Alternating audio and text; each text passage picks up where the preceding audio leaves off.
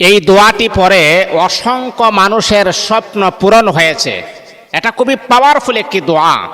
এই দোয়াটা আপনি পড়ুন, রব্বে কাবার মালিকের কাছে আপনি যা চাইবেন আমার আল্লাহ আপনাকে তাই দান করবেন। সম্মানিত হাজিরিন, এটা খুবই শক্তিশালী একটি দোয়া। কারণ হাদিসে পাকের ভিতরে আসছে এই দোয়াটা আপনারা এক মাগরিব থেকে নিয়ে আরেক মাগরিব মানে 24 ঘন্টার ভিতরে এই দোয়াটা আপনি পড়ুন। এই দোয়াটা কয়বার পড়বেন এই নিয়ে বিভিন্ন হাদিসে বিভিন্ন মতামত রয়েছে। কোন হাদিসে আছে এটা 50 বার পড়বেন, আবার কেউ বলেছেন না 100 বার। তা আমি আপনাকে সাজেস্ট করব এই দোয়াগুলা যত বেশি পড়বেন তত বেশি আপনি ফজিলত পাবেন। তাহলে আমরা বেশিটাই পড়লে সবচেয়ে উত্তম হই, ভালো হই। এমন কোনো মানুষ নাই যে তার মনের ভিতরে কোনো আকাঙ্ক্ষা নাই, তার মনের ভিতরে কোনো চাহিদা নাই, তার কোনো আশা আকাঙ্ক্ষা নাই, এমন কোনো মানুষ নাই, আপনি পাবেন না। যেই ব্যক্তি মনে করেন তার 20 লক্ষ টাকা হয়ে গেছে, ওই ব্যক্তি দেখবেন তার একটা পরিকল্পনা আছে, তার একটা সাজেশন আছে কিভাবে 20 লক্ষ টাকাটাকে কিভাবে 40 লক্ষ টাকা বানানো যায়। এই পৃথিবীতে কোনো মানুষ পরিপূর্ণ তৃপ্তি পায় না। পরিপূর্ণ তৃপ্তি পাওয়ার জায়গা পৃথিবীতে নয়, পরিপূর্ণ তৃপ্তি পাওয়ার জায়গা হচ্ছে আখিরাত, জান্নাত। আল্লাহ পাক যেটাকে বাকি রেখে দিয়েছেন। আল্লাহ পাক রব্বুল আলামিন কুরআনুল কারীমের ভিতরে আমার আল্লাহ বলেন, ওয়াল আখিরাতু খায়রু ওয়া আবকা। আখিরাতটা হলো বাকি। দুনিয়ার নগদের জন্য আমরা পাগল, দুনিয়ার নগদের প্রতি আমরা বড় বিশ্বাসী, কিন্তু মৃত্যুর পরে আল্লাহ পাক আমাদেরকে জান্নাতি বানাবেন এটার প্রতি আমাদের এতটা ইন্টারেস্ট নাই, বিশ্বাস নাই। কারণটা কেন? কারণ সেটা হলো বাকি, সেই জন্য বাকির প্রতি মানুষের বিশ্বাসটা খুবই কম থাকে। যেমন আপনি একজন দোকানদারকে বললেন যে ভাই 2000 টাকার মাল আমাকে দাও, কিন্তু বাকি, তখন আপনি দেখবেন দোকানদারের চেহারাটা কালো হয়ে যায়। কেন জানেন? কারণ বাকি, সেই জন্য দোকানদারের চেহারাটা কালো হয়ে যায়। কিন্তু আপনি যদি নগদ 2000 টাকা দিয়ে মাল নিতেন, তখন আপনি দোকানদারের চেহারাটা দেখতেন, আপনি খুবই সুন্দর দেখা যাইত। কিন্তু বাকি বলছেন চেহারাটা কালো হয়ে গেছে। তা আখিরাত একটা জগৎ আছে, মৃত্যুর পর আমাদের ঠিকানা হবে জান্নাত অথবা জাহান্নাম, সেটা একটা জগৎ আছে, কিন্তু সেটা বাকি। এই জন্য মানুষ এটার প্রতি এতটা মায়াল না, এটার প্রতি এতটা আকর্ষণ না। কিন্তু হ্যাঁ, পৃথিবীতে এমন কিছু আল্লাহ পাকের পিয়ারা বান্দা আছে যারা আখিরাত বিশ্বাস করে। এমনকি যারা আখিরাতের প্রতি বড় বিশ্বাসী, তারা বিশ্বাস করে যে মৃত্যুর পর আমার শেষ ঠিকানা হবে আখিরাত।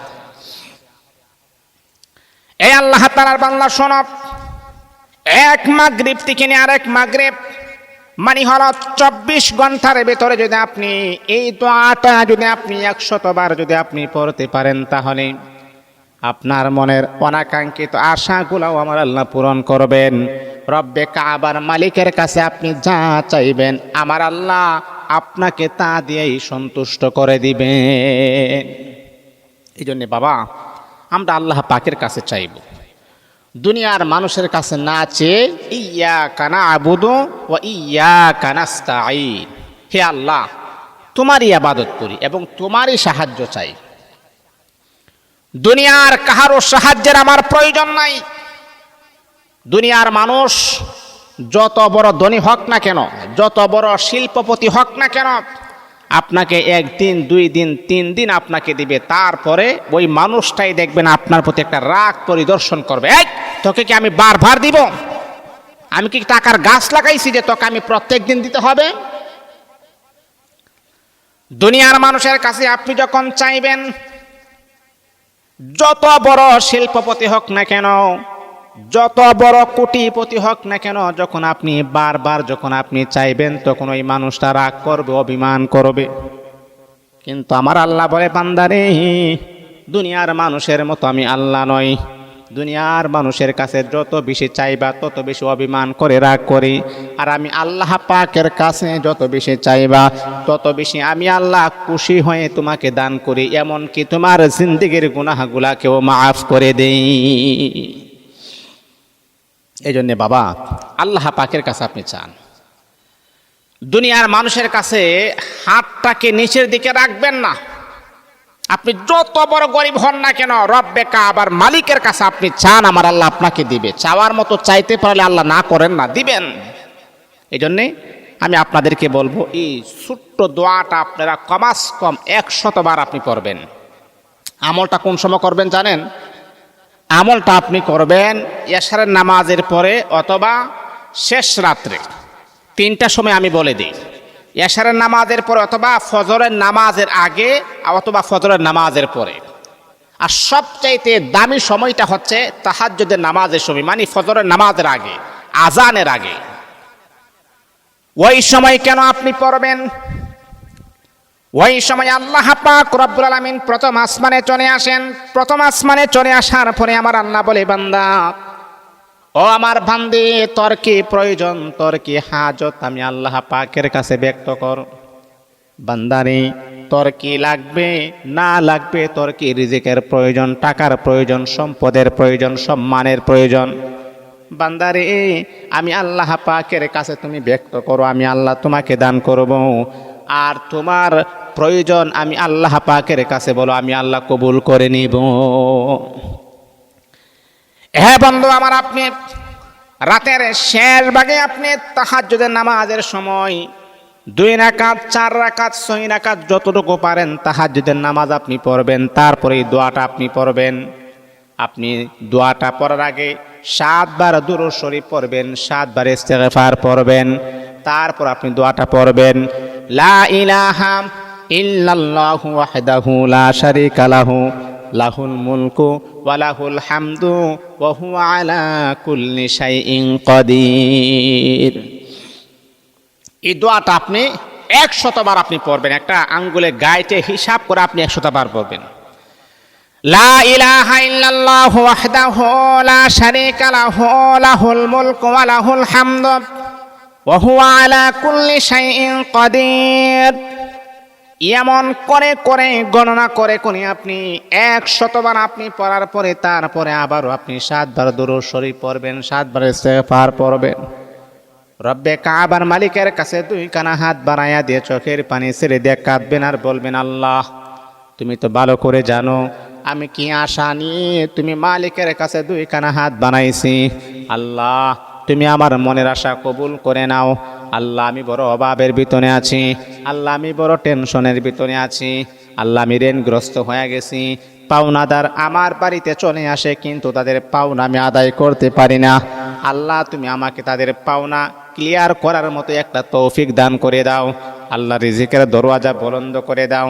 আল্লাহ বলে, বান্দানে এইভাবে যখন তুমি প্রত্যেক দিন যখন আমল করবা, দোয়া করবা, আমি আল্লাহ কোথায় থেকে তোমার রিজিকের ফয়সালা করব, ও বান্দা তুমি কখনোই কল্পনাও করতে পারবে না। এমন এমন জায়গা থেকে আমি আল্লাহ তোমার রিজিকের ফয়সালা করব, এমন এমন জায়গা থেকে আমি আল্লাহ তোমার জন্য রিজিকের দরওয়াজা আমি আল্লাহ খুলে দিব, তুমি কখনো ধারণা করতে পারবে না।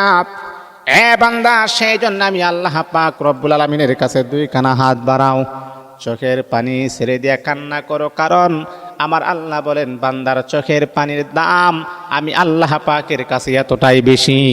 বান্দা যখন চোখের পানি ছেড়ে দিয়ে কান্না করে, আমি আল্লাহ কখনো বান্দাকে নৈরাশ করতে পারি না।